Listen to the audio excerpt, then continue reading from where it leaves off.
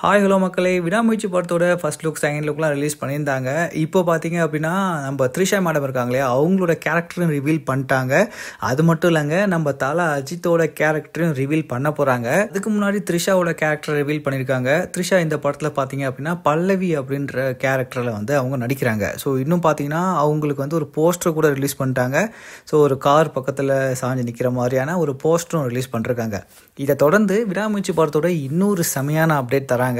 அது என்ன அப்படின்னா, தல அஜித்தோட கேரக்டர் போஸ்டர் தான் ரிலீஸ் பண்ண போகிறாங்க. ஆமாம், இன்னைக்கு சாயந்தரம் மோஸ்ட்லி ரிலீஸ் ஆகும் அப்படின்ற மாதிரி ட்விட்டரில் சோஷியல் மீடியாவில் வந்து பாக்ஸ் ஆஃபீஸ் ட்ராக்கர்ஸ் எல்லாருமே அப்டேட் பண்ணிட்டு இருக்காங்க. ஸோ தல அஜித் இந்த விடாமுயற்சி படத்தில் என்ன கேரக்டர் ப்ளே பண்ணுறார் அப்படின்ற ஒரு போஸ்டர் லுக்கே வந்து ரிலீஸ் பண்ணுறாங்க.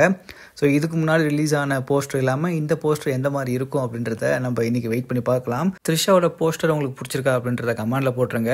அடுத்து வரப்போகிற தலையோட கேரக்டர் ரிவீல் போஸ்டருமே பார்த்தீங்க அப்படின்னா இதுக்கு முன்னாடி ரிலீஸ் ஆன ஃபர்ஸ்ட் லுக் செகண்ட் லுக்கில் எப்படி இருந்தாரோ மோஸ்ட்லி அந்த மாதிரியான ஒரு போஸ்டர் தான் இருக்கும். ஏன்னா இந்த மூவியை பொறுத்த வரைக்கும் தலை ரொம்ப ட்ராவல் பண்ணி போகிற மாதிரியான ஒரு த்ரில்லர் மூவி தான். ஸோ ஒரே மாதிரியான கெட்டப்பில் தான் அதிகமாக இருக்கிறதுக்கான வாய்ப்பு இருக்குது. ஸோ அதை வச்சு சொல்கிறேன்.